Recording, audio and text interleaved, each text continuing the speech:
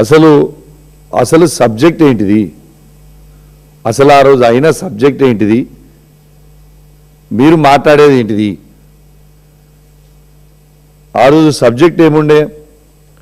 గౌరవనీయులు పెద్దలు హరీష్ రావు గారు ఏ విధంగా పొంగులేటి శ్రీనివాస్ రెడ్డి గారు రేవంత్ రెడ్డి గారు కలిసి ఏ విధంగా వందలాది కోట్ల రూపాయల మైనింగ్ స్కామ్ చేస్తున్నారు అనేది ఎవిడెన్స్తో సహా ఆనాడు సభలో హరీష్ రావు గారు పెట్టడం జరిగింది. అసలు మైనింగ్ స్కామ్ ఎందుకు చేసిర్రు? అసలు మైనింగ్ అనేది రాఘవ కన్స్ట్రక్షన్స్ అనే కంపెనీకి అసలు పర్మిషన్ లేకుండా మైనింగ్ చేసింది ఎందుకు? మరి నోటీసులు అన్నీ మీరు ఇచ్చిరు కదా, మరి ఎందుకు యాక్షన్ తీసుకుంటలేరు? ఖచ్చితంగా మీరు ఈ మైనింగ్ స్కామ్ మీద హౌస్ కమిటీ ఖచ్చితంగా వేయాలి అనేది ఆనాడు హరీష్ రావు గారు మా బీఆర్ఎస్ పార్టీ పక్షాన డిమాండ్ చేయడం జరిగింది. అసలు హౌస్ కమిటీ ఏమంటే దాని మీద జవాబు లేక, దాని మీద ఏమి చేయాలనో అర్థం కాక ప్రభుత్వం మొత్తం బిత్తరపోయి అసలు అరే ఏంది ఇదంతా ఎట్లయింది, ఇన్ని వేల కోట్ల స్కామ్ వందల కోట్ల స్కామ్ అవుతుందా అనేది వాళ్ళ దాంట్లో వాళ్ళనే చెవులు కొరుక్కుంటున్న సమయంలో అసలు దాని మీద హౌస్ కమిటీ వేస్తే రేవంత్ రెడ్డి గారికి ఏంది ప్రాబ్లం అని నేను అడుగుతా ఉన్నాను. రేవంత్ రెడ్డి గారు దాని మీద హౌస్ కమిటీ వేయడానికి సిద్ధంగా ఎందుకు లేడంటే, ఎందుకంటే పొంగులేటి శ్రీనివాస్ రెడ్డి గారితో వాటాదారుడైన రేవంత్ రెడ్డి గారు ఆయన మీద ఆయన వేసుకోడు కాబట్టి ఇదంతా కూడా వేయడానికి సిద్ధంగా లేడు. సిఐడి వేసినాం. సిఐడి ఏమున్నాయి? సిఐడి ఇప్పుడు సిఐడి వేసినా అని అంటున్నాం. ఒక సహచార మంత్రిని, అంటే మంత్రి అంటే అందరికీ బాసే కదా, వాళ్ళ మంత్రిని పోయి సిఐడి ఆఫీసర్ పోయి ప్రశ్నించేటట్టు ఉంటుందా? నువ్వు రిజైన్ చేయని చెప్పినాం. అటు మంత్రి పదవి రిజైన్ చేయడు, ఇటు హౌస్ కమిటీ చేయడు. దాన్ని మేము కూడా బీఆర్ఎస్ పార్టీ పక్షాన ప్రాధాన్యత చేస్తూ ఉంటే, ఖచ్చితంగా హౌస్ కమిటీ చేయాలని చేస్తూ ఉంటే, స్వయంగా ముఖ్యమంత్రి గారే నేను చెప్పిన ప్రతి మాట ఆన్ రికార్డ్, మీరు ఖచ్చితంగా రికార్డ్స్ కూడా రేపు చెక్ చేసుకోవచ్చు. ముఖ్యమంత్రి గారే స్వయంగా దానం నాగేందర్ గారిని, కడియం శ్రీహరి గారిని, అలా ఉన్న ఇంకా తతిమ ఎమ్మెల్యేలు అందరినీ కూడా పిలిపించి మీరు ఖచ్చితంగా దీని మీద మాట్లాడాలని తనే కూసబెట్టుకొని సభ లోపల పక్కన కూసబెట్టుకొని చెప్పి పోయి మాట్లాడిస్తారు. ఫస్ట్ దానం నాగేందర్ గారు మాట్లాడతారు నోటికి వచ్చినట్టు. నాగేందర్ గారు కూడా ఏం మాట్లాడతారు? ఆ రోజు ఇంతకుముందు ఆల్రెడీ నీకు అయింది, మళ్ళీ కూడా నేను హైదరాబాద్లో తిరగనియం ఏమనుకుంటున్నావు అని నాగేందర్ గారు మాట్లాడతారు. నాగేందర్ నువ్వు కూసో, వీళ్ళిద్దరు పోటీ పడుతురు, కూసో నువ్వు కూసో అని ఈయన వెనుక నుంచి లేస్తాడు. లేచి ఈయన తను మాట్లాడి ఆయనకి అన్నం పెట్టిన కేసీఆర్ గారి గురించి, కడియం శ్రీహరి గారికి కేసీఆర్ గారు ఏం తక్కువ చేసిరండి? ఆయనను తీసుకొచ్చిండు, ఎమ్మెల్సీ చేసిండు, డిప్యూటీ సీఎం చేసిండు, ఎంపీ చేసిండు, ఎమ్మెల్యే చేసిండు, ఇంకా ఏం చేస్తానండి మంచిగానేటనా?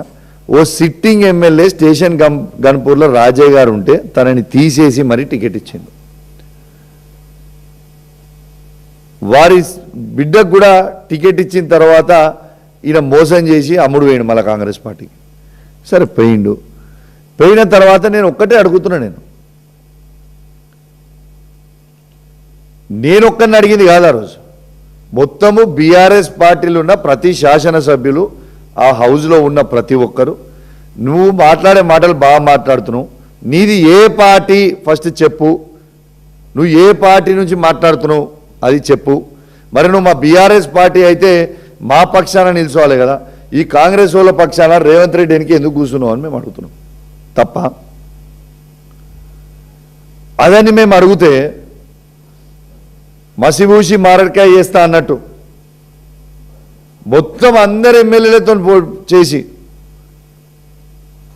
నా మీద తుపాకీ పెట్టి మా వాళ్ళందరినీ ఇబ్బంది పెట్టే ప్రయత్నం ఆ రోజు ముఖ్యమంత్రి రేవంత్ రెడ్డి గారు చేసిండు. కానీ ప్రజలందరూ కూడా గమనిస్తూ ఉన్నారు. ఇలా కౌశిక్ రెడ్డి తప్పు అడిగింది ఏం లేదు, నువ్వు ఏ పార్టీ నుంచి పోటీ చేసినావు, ఏ పార్టీ పక్షాన మాట్లాడుతున్నావు, కేసీఆర్ గారిని ఎందుకు విమర్శిస్తున్నావు, కేటీఆర్ గారిని, హరీష్ రావు గారిని ఎందుకు విమర్శిస్తున్నావు, నువ్వు బీఆర్ఎస్ పార్టీ అయితే వాళ్ళని ఎందుకు విమర్శిస్తున్నావు అనేది నేను అడిగింది అది ఒక్కటే కదా. నేను తప్పితే నేను వేరేదేం మాట్లాడలే కదా. సరే, కడియం శ్రీహరి గారిది అయిపోయింది. ఇలా కేవలం కౌశిక్ రెడ్డిని టార్గెట్ చేయడానికి కారణమైంది, ఇలా తెలంగాణ ప్రజల పక్షాన నిలబడి ఇలా మా నిరుద్యోగులకి 2 లక్షల ఉద్యోగాలు ఎందుకు ఇస్తలేవు అని అడుగుతున్నాను, టార్గెట్ చేస్తున్నావా? మహిళలకి 2500 రూపాయలు ఎందుకు ఇస్తలేవు అని అడుగుతున్నాను, టార్గెట్ చేస్తున్నావా? రైతులకి రైతు బంధు ఎందుకు ఇస్తలేవు అని అడుగుతున్నాను, టార్గెట్ చేస్తున్నావా? తాతలకి అవ్వలకి 4000 రూపాయలు ఎందుకు ఇస్తలేవని గట్టిగా అడుగుతున్నాను, టార్గెట్ చేస్తున్నావా? వికలాంగులకి 6000 రూపాయల పెన్షన్ ఎందుకు ఇస్తలేవని అడుగుతున్నందుకు టార్గెట్ చేస్తున్నావా? కేసీఆర్ కిట్, న్యూట్రిషన్ కిట్ ఎందుకు బంద్ చేసినావు అని అడుగుతుంటే టార్గెట్ చేస్తున్నావా? కంటి వెలుగు ఎందుకు చేస్తలేవు, ఎందుకు బంద్ చేసినావు అంత మంచి స్కీమ్ అని అడిగితే టార్గెట్ చేస్తున్నావా?